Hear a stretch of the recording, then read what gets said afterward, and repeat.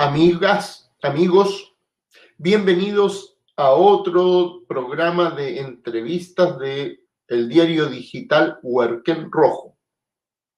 Hoy día vamos a conversar con el politólogo, historiador, académico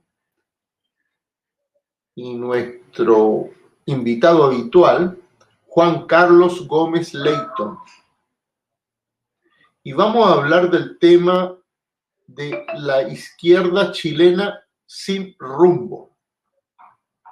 Hay quienes ponen en duda siquiera que sea izquierda, pero hay una izquierda que está en el gobierno y que en realidad tiene poco que ver con lo que las mismas fuerzas que están en el gobierno decían hasta hace poco. Quizás las últimas cosas han sido las más sorprendentes. Algunas nos han dejado atónitos. Por ejemplo, Vallejo ha sostenido que el gobierno, o el Estado, no el gobierno, el Estado no tiene musculatura para hacerse cargo de la distribución eléctrica. En otras palabras, respalda la privatización permanente a pesar del desastre que en él ha ocasionado, en él y otras compañías, han ocasionado a decenas de miles de clientes. Todavía hay miles de hogares en la región metropolitana que no reciben suministro eléctrico. Cuando ya han pasado, ¿cuánto? Casi 2 semanas desde el temporal que precipitó el desastre. Pero no es el único tema. Carol Cariola, igual que Vallejo, una de las líderes del Partido Comunista de Chile y presidenta de la Cámara de Diputados, se solidarizó con la derecha y el gobierno norteamericano respecto a los resultados de la elección en Venezuela, insistiendo que no se puede respaldar al gobierno de Maduro, que no sería claro que ganó, que tiene que presentar las actas que por cierto ya presentaron, pero aquí pareciera que no quieren simplemente escuchar eso.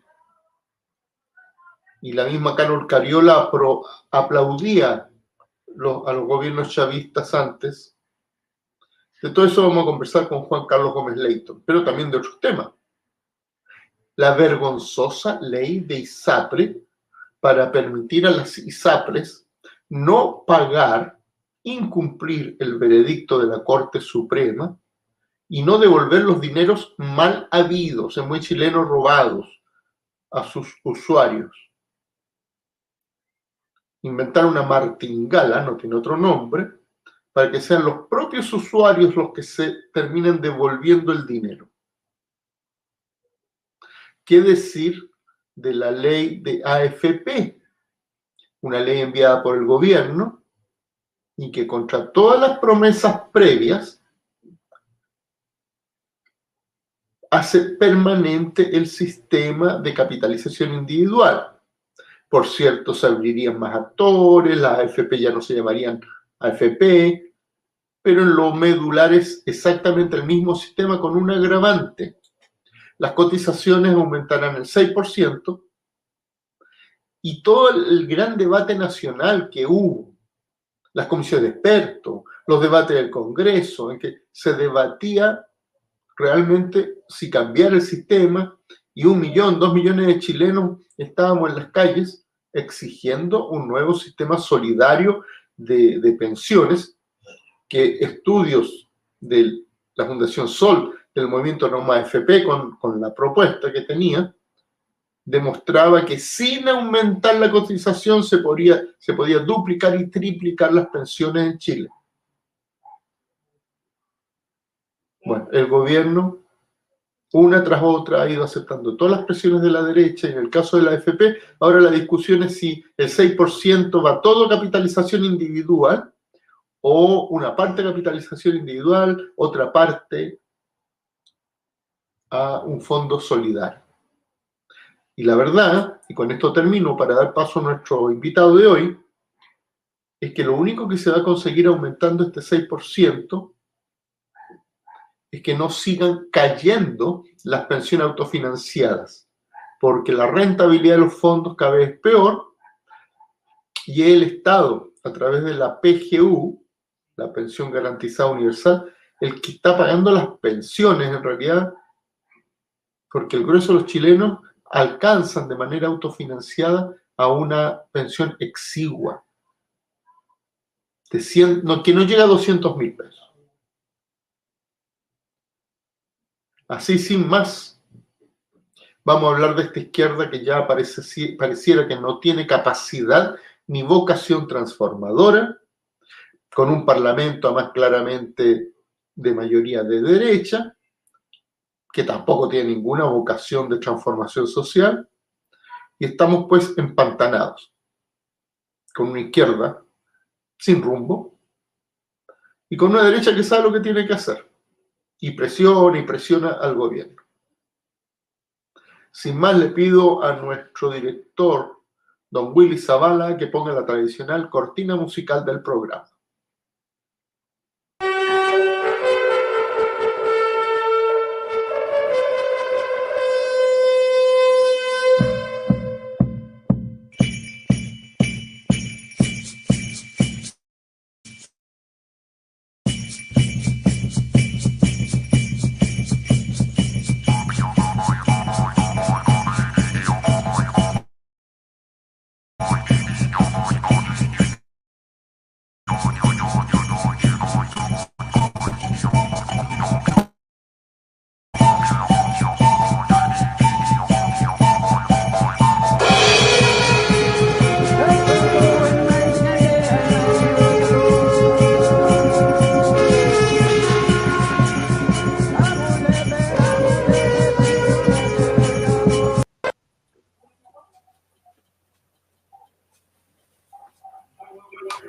Juan Carlos, bienvenido una vez más a nuestro programa de entrevistas de Huerquén Rojo.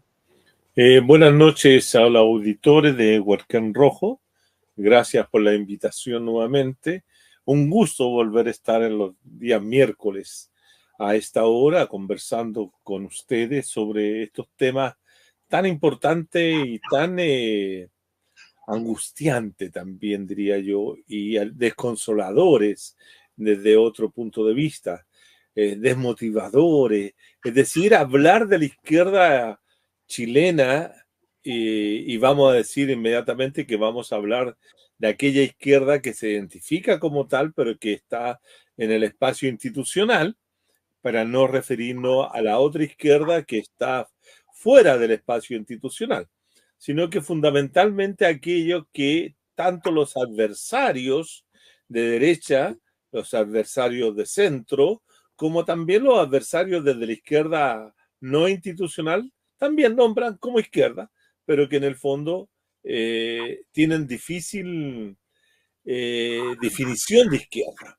Y cuando digo esto me estoy refiriendo fundamentalmente a los partidos de gobierno que acompañan al presidente Boric, fundamentalmente el Frente Amplio unificado, ¿cierto? Con todas las distintas grupos que terminaron unificándose en un solo partido, que es en este momento el Frente Amplio, conjuntamente con el Partido Comunista, que son la base principal de la primera alianza del gobierno, la que postula a Boris, al presidente Boris, en la primera vuelta de la elección presidencial pasada.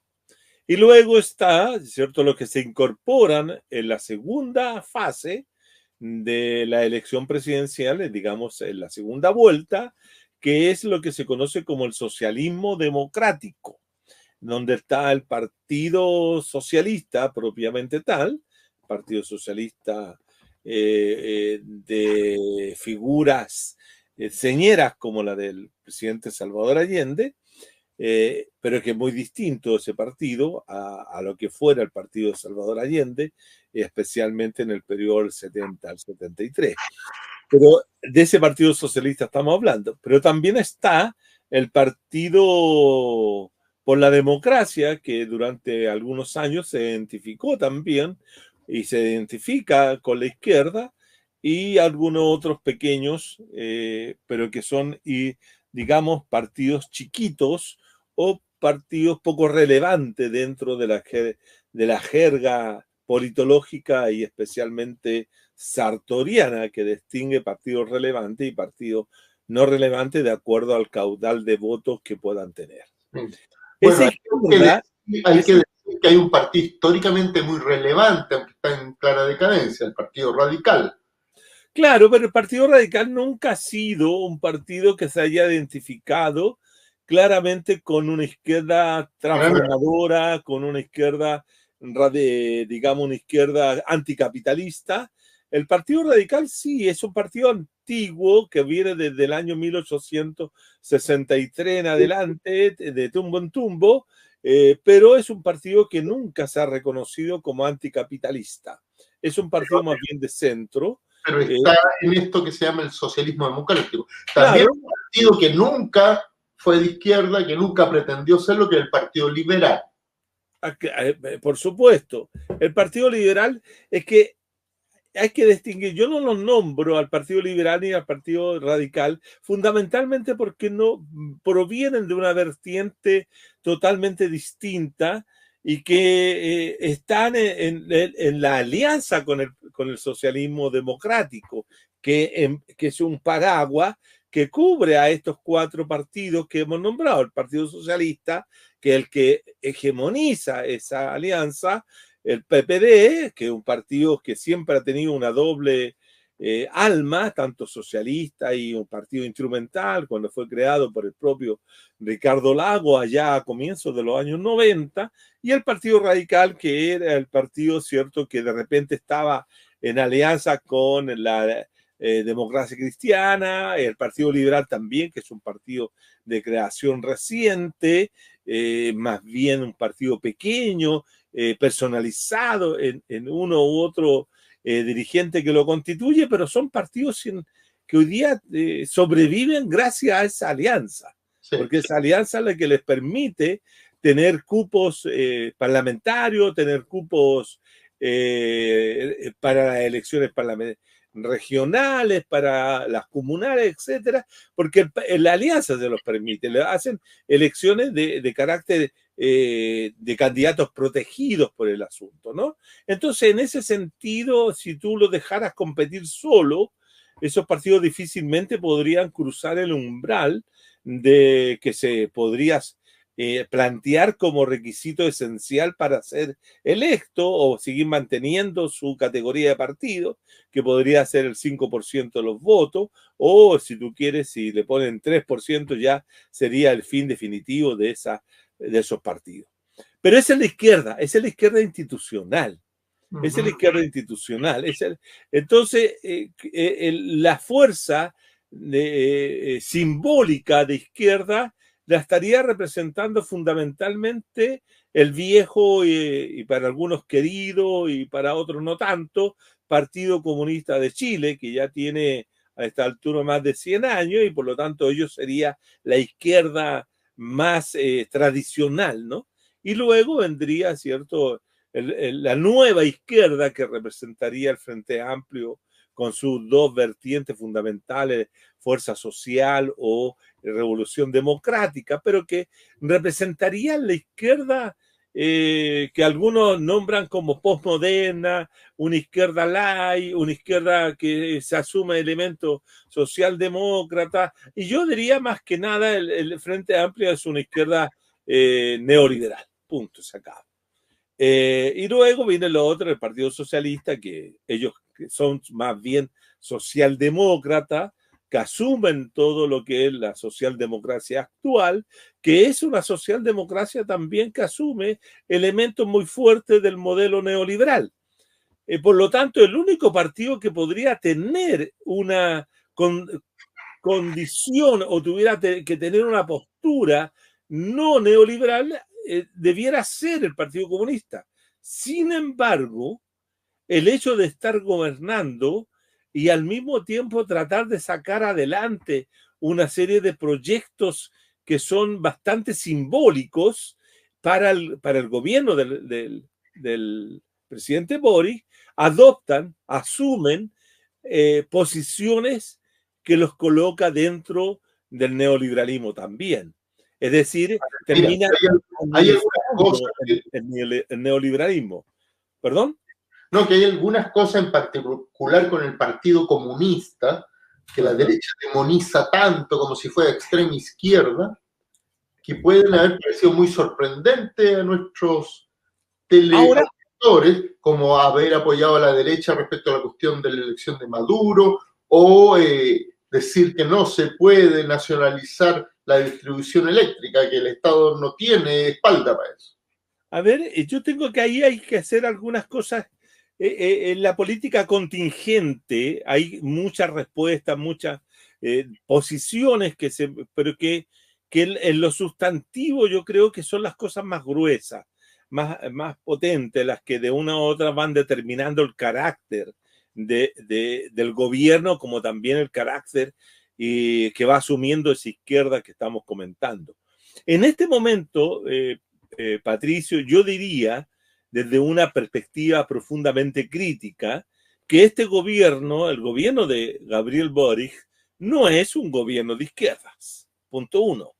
Por lo tanto, no tiene políticas de izquierdas, sino que tiene políticas de derecha. Y tiene políticas de derecha que van a apuntar y que van en dirección de recomponer o reelaborar algunas cuestiones fundamentales del modelo económico neoliberal o del proceso de acumulación neoliberal que le permita lograr determinadas cuestiones que son hoy día sentidas por la gran masa de la población chilena, pero que en ese sentido no están modificando la estructura de poder creada por el neoliberalismo en Chile hace ya 50 años. Por lo tanto, modificar, por ejemplo, y presentarlo como un avance de carácter progresista o de izquierda, las 40 horas es equívoco. Plantearse de que estamos modificando la ley de AFP porque vamos a hacer esto y este otro, que no modifica el fondo, porque una política de izquierda debiera tocar el fondo, la estructura interna, los mecanismos que permiten la acumulación, y eso no se lo está tocando de ninguna manera. Entonces, tratar de pensar que los personeros, los personajes, las personas que están en el gobierno van a hacer una política de izquierda es equivocado. Ahora, yo tengo la impresión de que lo que busca el gobierno de Boric es lograr pasar a la historia, si tú quieres, como aquellos que modificaron el sistema de AFP. Entonces, no importa si tocan el fondo, pero si tocan lo maquillan de otra manera, le hacen un diseño distinto del que ha tenido estos últimos 30 años o 40 años, ellos van a decir nosotros, o que mejoren en algún porcentaje las pensiones, tanto de los que van a jubilar prontamente o en el futuro, o mejorar las pensiones que actualmente se pagan, no mejorando la PGU, sino que mejorando las pensiones de base que paga la AFP, estarían cumpliendo lo que ellos suponen en el programa. Y ellos estarían cumpliendo lo que la gente les pidió o lo que ellos le prometieron a la población votante electoral de ellos. Eso es simplemente equívoco, porque es un maquillaje, es una pequeña reforma que no modifica absolutamente nada. Y así en todas las materias, O sea, en el caso de la AFP, en realidad ni siquiera van a mejorar las pensiones. Lo único que van a hacer, pero por el aumento del 6% de la cotización, es evitar que se sigan degradando. Claro, pero no hay un estudio económico al respecto. Sí, no, pero yo estoy totalmente de acuerdo contigo en ese punto. La impresión, pero pongámoslo desde esta perspectiva, la impresión de que va a tener la gente que hicieron algo. Y Sí. ahí está lo peligroso. Y ahí está lo peligroso porque con eso pueden engatusar, pueden engañar, como lo están haciendo, inventar que hicieron algo. Y eso puede a ellos conducirlo a presentar como reformadores. Sí. Y por eso se necesita y es tan urgente la crítica fundada, la crítica muy bien hecha para que ese discurso que ellos van a empezar a elaborar en función de la próxima elección, tanto municipal como presidencial, tiene que ser destruido por un pensamiento crítico profundo que demuestre efectivamente de que eso es un engaño. Este es un permanente engaño. Y esto hay que decirlo como este programa como la izquierda sin rumbo. Pero en realidad, pensándolo, no estoy muy seguro que sea un buen título. Porque esta izquierda que tú llamaste institucional o institucionalizada tiene un rumbo, que es la profundización y la defensa del Ahora nosotros podríamos decir, ¿qué pasa con la izquierda anticapitalista? Y esa no tiene rumbo. Esa sí que no tiene rumbo, esa que no está presente. Esta izquierda neoliberal, pongámosle título, esta izquierda neoliberal, el progresismo neoliberal, que busca esas modificaciones que hemos señalado, es el rumbo que se han trazado, pero es un engaño. Es un rumbo engañoso, que promete más de la... Esa es la continuidad misma del modelo, tal vez dirigido por uno de ellos o por alguna persona del socialismo democrático que anda por ahí dando vuelta y que se presenta como una posible candidata a la presidencia. Para frenar al fascismo. Que tal vez va a ser la misma situación, pero también está dado el hecho de que hoy día se está produciendo un vaciamiento mayor, por lo menos en las encuestas que se refieren a las opiniones, hay un vaciamiento de gente que ya no quiere. Imagínate que hay partidos que recién creados que no tienen más del 1% de confiabilidad o de conocimiento por parte de la población. Hay otros que no superan el 3%. Es decir, hay una crisis total y completa. Ahora, ¿qué es lo que falta?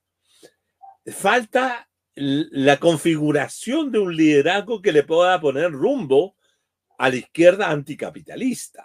Sí. Falta algo que pueda reconstruir la izquierda anticapitalista. Claro, totalmente. Estaba presente y ahora no está presente. Claro, ahora hay una serie de cosas y de discusiones, Patricio, que yo creo que a veces nos vamos por situaciones que muy equívocas. Se ha criticado mucho a la Camila Vallejo en su... No me voy a referir al tema de Venezuela, sino me voy a referir cuando dijo que el Estado no tenía musculatura para hacerse cargo de la distribución de la energía eléctrica. Y yo le encuentro toda la razón. Yo creo que fue un máximo expresión de transparencia y de sinceridad, porque este Estado neoliberal no puede hacerse cargo de eso, no tiene capacidad para hacerlo. ¿Por qué? Porque sería contrario a todo lo que el Estado es. Por lo tanto, lo que uno debe tener claro, que si yo quiero iniciar un proceso de estatización de esta empresa, tenemos que primero tener claro de que ese Estado debe tener recursos para hacerlo. Y este Estado no tiene recursos, porque es un Estado subsidiario que apenas logra, ¿cierto? No ha podido sacar una reforma tributaria, ni recaudar más impuestos, etcétera, pero se vería, pero para eso hay que hacer una transformación y no le podemos pedir a un gobierno que es antitransformación que lo haga. Yo le encuentro razón en el sentido de que Este Estado, así como Estado neoliberal, no tiene esa capacidad. Sí y no. Yo encuentro razón a ti, porque ellos llegaron haciendo ciertas promesas, despertaron expectativas, que lógicamente está claro que no pretendían cumplir. La única manera de cambiar las cosas es empezar a presionar para que cumplan. Porque pero yo creo que allá vamos 2 años. Yo creo que llevamos 2 años, estimado, y vamos para el 3er año y no hemos tenido la capacidad, la ciudadanía, la capacidad de confrontar a este gobierno ineficaz, a este gobierno pro derecha, pro neoliberal, para hacerlo cambiar el rumbo. Entonces, también hay una cuota de cierta responsabilidad. Hay que tener cuidado con decir, no, es que no pueden hacer otra cosa. No, yo no estoy diciendo eso. Estoy diciendo que nosotros no hemos sido capaces de presionarlo y ponerlo en una situación de dificultades para que ellos puedan realizar algo que la gente le pida. Te das cuenta de que, fíjate que en el mismo caso de la discusión sobre la energética o sobre la energía, la primera convención, la primera constitución tenía una serie de elementos que entregaban o buscaban a través de la aprobación constitucional de ese texto la posibilidad de que el Estado, un nuevo Estado, porque iba a surgir un nuevo Estado de esa constitución, una nueva forma estatal, pudiera intervenir en ese proceso. Y eso fue rechazado, estimado. Claro. Y no fue comprendido, no fue entendido, qué sé yo, pero fue rechazado. Sí. Entonces, aquí también, es como lo decía en otro programa, que hay ciertas responsabilidades también de la ciudadanía en no querer asumir ciertas responsabilidades políticas y sociales que tenemos frente a las cosas. Por ejemplo, hoy día mucha gente se ha enojado, se ha molestado, se ha irritado, ha salido a la calle, ha protestado, ha quemado neumáticos, ha hecho un montón de cosas, barricadas, enojados porque no tienen electricidad, lo cual yo también habría hecho si me hubiera ocurrido lo mismo aquí en este sector. Pero se les da una solución X o Z y esos ciudadanos y ciudadanas que estaban muy molestos vuelven a su tranco cotidiano y se olvidan, pues. Y la lucha que tenemos que dar es una lucha constante, permanente, que permita ir creando las condiciones sociales y políticas y culturales para la emergencia de un nuevo proyecto. Lo que hace el Frente Amplio, lo que hace el Partido Comunista es administrar su propia lógica. Y la están administrando, yo te diría, bien, pero no en el rumbo que uno quisiera. Ellos la hacen en el rumbo que ellos estiman conveniente para sus propios intereses. Es decir, hoy día, en la mañana, se presenta el informe sobre el desarrollo humano del PNUD y ¿quiénes están presentes? La expresidenta Bachelet y el señor Boric.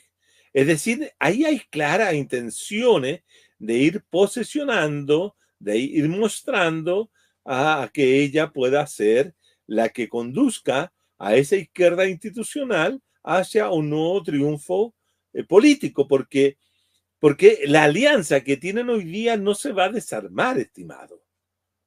No se va a desarmar, se va a mantener y yo creo que lo que están buscando están esperando relativamente ansiosos los resultados de la elección municipal para saber cuánto pesa cada uno de ellos.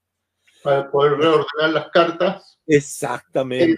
La administración del modelo capitalista neoliberal existente. Por supuesto, porque no hay ninguna intención de modificar nada, porque ellos consideran que la mejor forma de frenar a la derecha es ellos administrando el neoliberalismo. No dejando... Ellos haciendo políticas de derecha, si hay que decirlo claramente. Claro, entonces eso es lo que ocurre. Ellos piensan que eso les da mayor garantía. Y a la derecha económica, digamos, a la derecha de los empresarios, si le mantienen el sistema, oye, da lo mismo que gobierne el señor Kass o que gobierne el De, señor Boric. de hecho, hay empresarios que están más contentos con esta pseudo izquierda, a mí me cuesta llamarlos izquierda, Claro que es. porque garantiza más paz social. Hay que recordar lo que pasó en el gobierno de Sebastián Piñera. Yo tengo la impresión de que a los empresarios siempre le ha sido más llano tener gobiernos de la concertación o de la nueva mayoría, como ahora esta alianza del socialismo progresista o del progresismo neoliberal, que tener gobiernos de la derecha, porque siempre los gobiernos de derecha, en los dos gobiernos, han tenido sendas movilizaciones, descontento, salir a la calle, huelga.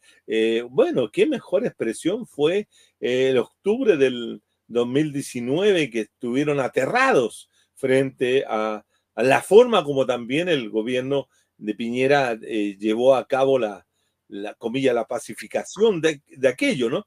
Entonces, ellos prefieren tener a un Lago, prefieren tener a un Frei, prefieren tener a una Bachelet que les permita cierta tranquilidad en ese sentido, ¿no? Entonces, en ese aspecto, yo tengo la impresión de que claro que tiene un rumbo, como decíamos, pero es un rumbo errático, que para la gente de izquierda termina votando por ellos por una manera casi de carácter defensiva. Votamos, sí. Votamos por ello porque no queremos que llegue un loco semejante a Milei, no queremos que llegue una autoritaria semejante a la Matei y que nos militarice todo el país, qué sé yo. Pero esto no lo hacen tan mal tampoco en ese sentido, imagínate. Tenemos lo que no es a militarizar la zona del Gualmapu y hoy día está toda militarizada. Exacto. Mira, se supone que es un estado de excepción, o sea, un estado excepcional.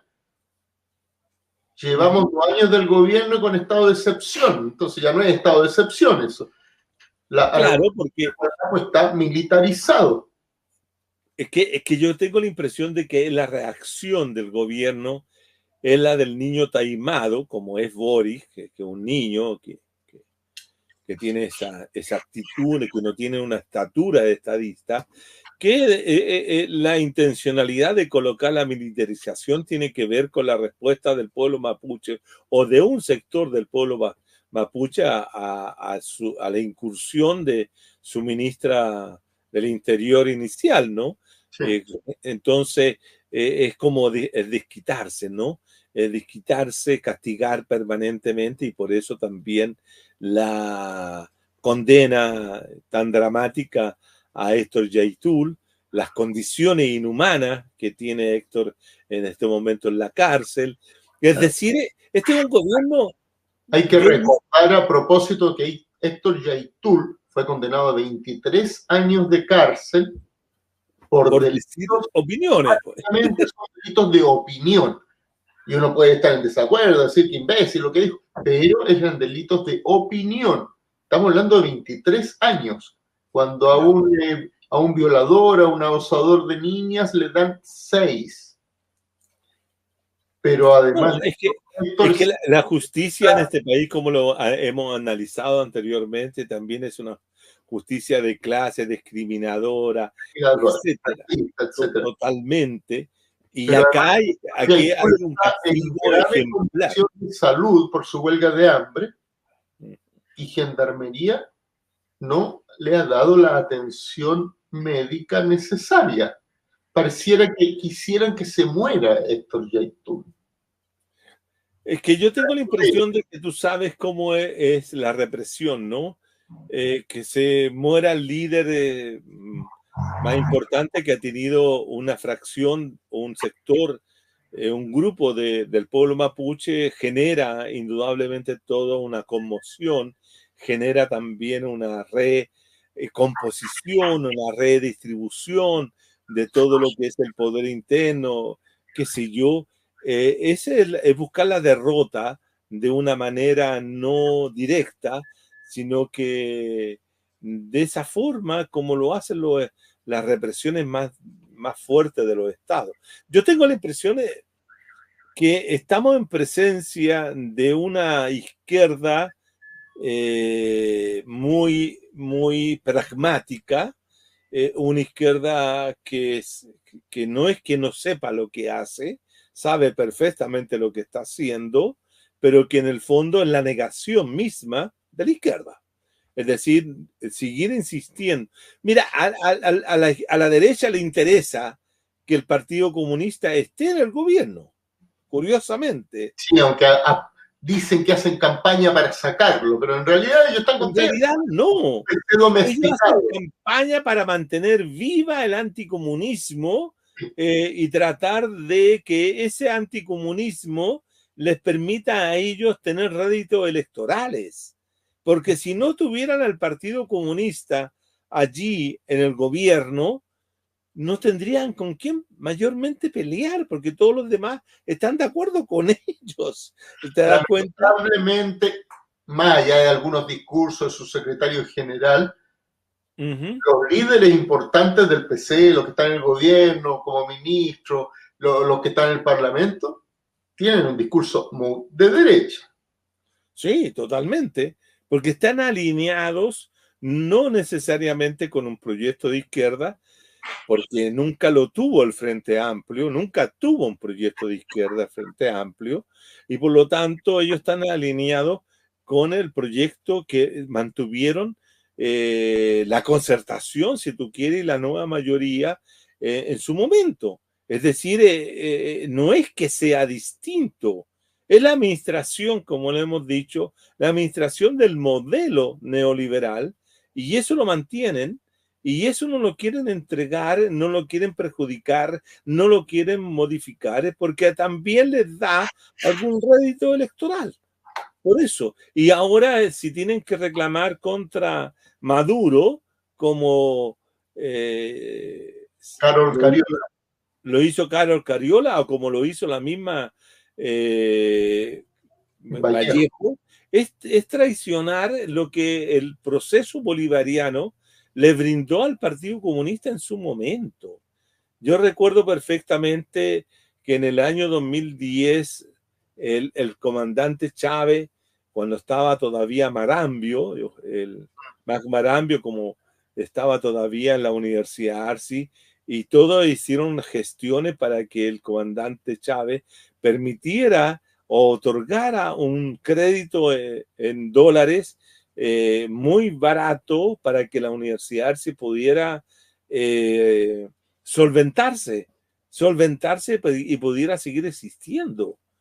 Entonces, decir que Maduro genera daño es olvidarse justamente de aquello que le permitió a una universidad y de mantenerse que era del Partido Comunista y a través del ICAL.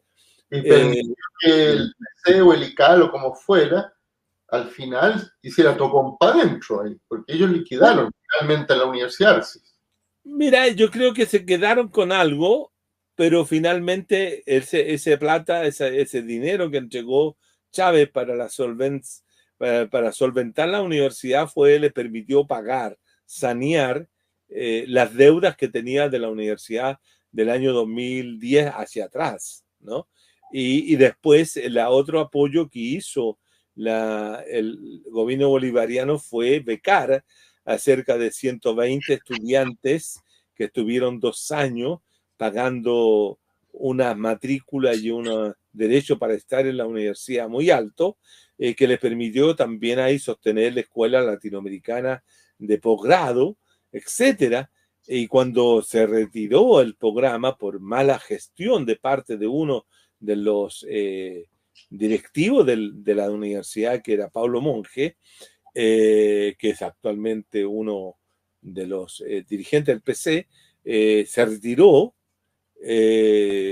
la universidad entró en una situación de insolvencia financiera. Es decir, ese mismo año la señora Carol Cariola, no sé si será señora o señorita, pero entre ambas fueron las que de una u otra manera plantearon de que la universidad Arci no debía seguir existiendo porque era un problema para el movimiento estudiantil de ese momento que ellas lideraban o que estaban en su dirección cuando luchaban por una educación pública de calidad.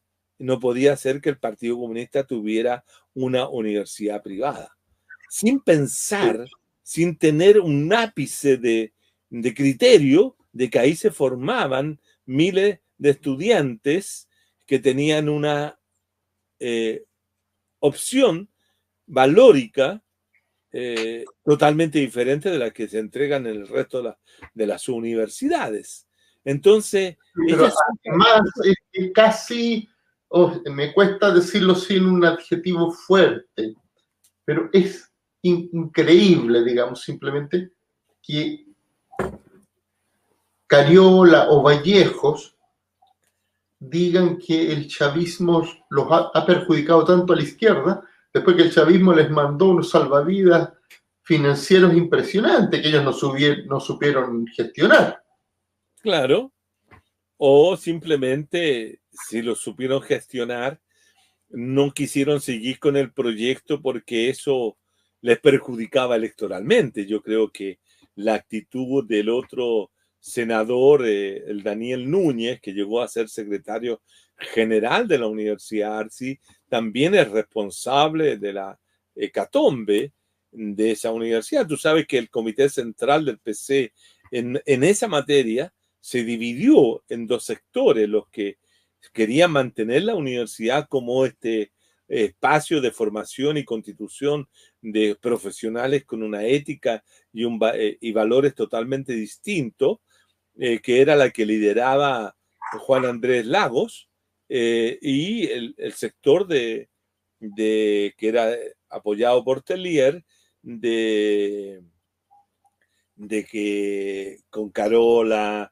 con Daniel Núñez y toda esa gente que apuntaban a terminar con la universidad.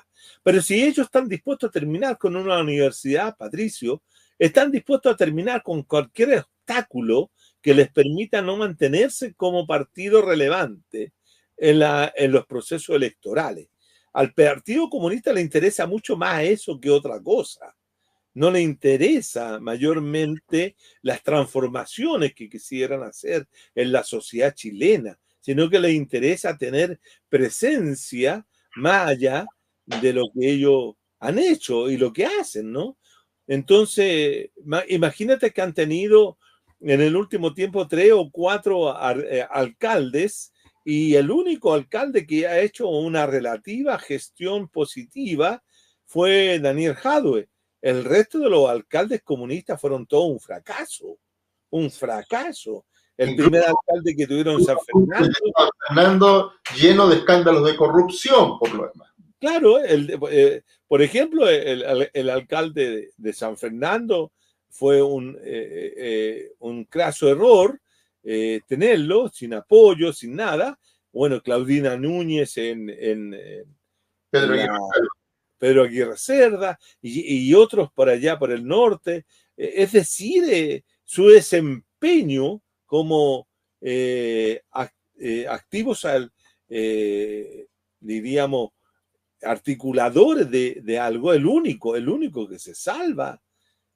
Bueno, se salva relativamente porque está preso por una serie de acusaciones que habrá que probar que es inocente, pero hasta ahora lo tienen preso igual que Daniel Jadwe.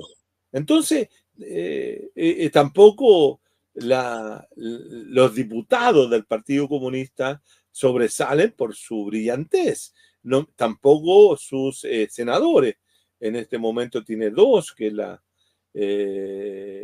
ex ministra de la Mujer, se me olvida el nombre, pero es de apellido Pascual, y Daniel Núñez, y lo otro, nada. Entonces, pero mientras ellos puedan sobrevivir electoralmente, van a seguir siendo... Yo diría que para administrar el capitalismo neoliberal, mejor los partidos de raigambre capitalista neoliberal, no las copias. Pero bueno, pero eso lo queda a la gente, a la ciudadanía, a los trabajadores, a los estudiantes, a los campesinos, a los mineros, a los pescadores, a la plebe, poder tener, identificar correctamente dónde están los que defienden sus o que quieren representar sus intereses. Hoy día, el problema que yo observo es que la política electoral, que fue tan exitosa para la izquierda en otros periodos, en este momento, para la izquierda real o para la izquierda anticapitalista o la izquierda transformadora, hoy día no estamos lejos de poder tener apoyos electorales. Va a haber en la próxima elección una caída de la participación, va a haber una caída de todos los partidos y van a ganar los partidos que tengan mejor estructura institucional, territorial, y que tienen con mayores controles de carácter clientelares. Estas elecciones van a ser obligatorias y de inscripción automática. ¿Tú crees que va a haber una caída de la votación? Sí, porque el elemento que colocaron, estimado, no asusta a nadie. Es decir, que si tú no te presentas a votar, vas a pagar una multa de 35,000 pesos. No asusta eso, en absoluto. Mal van a gastar en plata en cobrar a aquellas personas que no vayan que hacer efectiva la multa. Por lo tanto, si tú partes de la base que si nosotros hiciéramos un catastro de todas las personas que han sido multadas por no pagar, o sea, por no votar, veríamos que el número es ínfimo. En este periodo de la última elección con voto obligatorio, como en el anterior periodo, tampoco. Entonces, yo tengo la impresión de que puede haber una alta abstención, porque la gente, fíjate que el otro día salió una encuesta en cual mostraba que la gente no tenía idea de que lo que se iba a votar, o no identificaba aún a aquellos que iban a ser los candidatos y por quién tenían preferencias. Entonces, hay una apatía notable de la política electoral. Yo creo que la gente quedó relativamente cansada por estos 5 procesos electorales seguidos que tuvimos en un periodo de tiempo muy corto y que ahora es como que da lo mismo quien gane o quien pierda. Las cosas no cambian radicalmente. Lo que ocurre es que, como tú mismo decías, con un gobierno supuestamente de izquierda, nada cambia. Y entonces es normal que la gente se pregunte, entonces, da igual unos que otros, son todos lo mismo. Era lo que pasó a partir de los 90, 2000 en adelante, cuando empezó a crecer ese bolsón de no electores, sí, en el anterior periodo, en la cual la gente decía, si gana, por decirte, en el caso de la primera vuelta, la primera oportunidad que se lleva a cabo la segunda vuelta, que fue la elección entre Lagos y Lavín, la gente se daba lo mismo que ganara Lavín o que ganara Lagos, sí, porque los dos representaban exactamente lo mismo. Y si Lagos ganó fue por una decisión que adoptó en su momento la democracia cristiana cuando llevó a Soledad Alvear al comando de Lagos, de la campaña, y al Partido Comunista, que decidió votar por Lagos también. Esos fueron los dos votos que le permitieron a Lagos ganar la elección en la segunda vuelta. Y después... Apenas por 10,000 votos, ¿eh? O sea, claro, Lavín es la única que Lavín ha estado a punto de ganar realmente. Y Lavín hizo muchos gestos hacia la izquierda y en algunas cosas parecía a la izquierda de Lagos. Sí, sí, totalmente, claro, porque estaba jugándose la posibilidad de ganar. Entonces, ahí dejó una corona de flores a Salvador Allende. Claro, planteó que a los antiguos presos políticos, a los familiares de los ejecutados y desaparecidos, había que darle una compensación, cosa que la Concertación nunca había tomado en cuenta.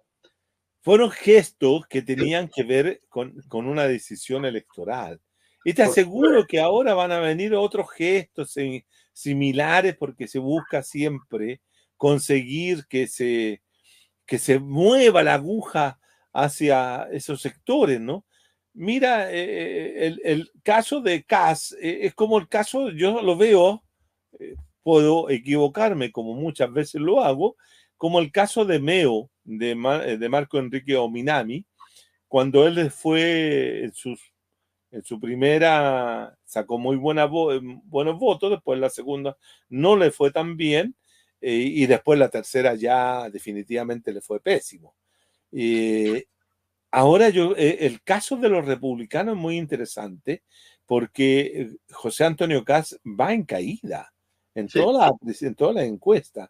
Y hay ese sector que antes parecía como compacto, se ha producido una fragmentación entre el Partido Social Cristiano, el Partido Republicano. Entonces ahí se quebró esa unidad que le podía permitir tener. Aparte, Kast está el Johannes Kaiser. Claro, que tienen otro discurso. Es decir, ahí hay una fragmentación que le abre oportunidades, no necesariamente a la derecha política tradicional como Evópolis, Renovación o la UDI, que también la ven fea porque después de lo que ha ocurrido con Macaya y otros escándalos más, la señora Matei, que aparecía muy bien posicionada hasta el día de hoy, va también siendo pillada. Y tú sabes que el dicho del club hípico dice que caballo pillado es caballo ganado. Entonces, acá hay una arremetida por los palos o por el centro de la cancha de alguien que no aparece y que no ha dicho que ni quiere ni que no quiere, que es Bachelet, simplemente. Y yo te digo, don Juan Carlos, tenemos que cortar. Sí, cierro con el siguiente comentario. Bachelet, que aparece como una persona que es muy querida, y yo te lo puedo asegurar, que en los sectores populares, en estos sectores populares, que yo visito y que vivo y que estoy, la Bachelet tiene un arrastre, ¿para qué te digo? ¿Para qué te digo? Sí, es la mamá. Es la mamá, la tía, la abuela, no sé. El asunto es que la señora tiene algo que hace que la gente la estime por sobre cualquier cosa. Entonces, ella tiene un capital político electoral que le puede dar rédito al socialismo democrático de darse el lujo de tener por tercera vez a esta Michelle Bachelet como presidenta de Chile, lo cual también revela una crisis de la política total y completa. No tiene idea. Bueno, Juan Carlos, muchas gracias por habernos acompañado. Muy interesante la conversación, estimado Patricio, y siempre es grato conversar con Huerquén Rojo sobre estos temas y tratar de dar tal vez algún tipo de orientación, pero nos va bien con el programa. Hay mucha gente que lo ve y que me hace comentarios y entrega felicitaciones, etcétera. Así que gracias por la oportunidad y será hasta en 15 días más. Muy bien. Yo siempre le recuerdo a nuestros televidentes que si no se han suscrito al canal América Libre de Todo Un Poco, esta es la ocasión de hacerlo. Muchas gracias. Gracias. Buenas noches.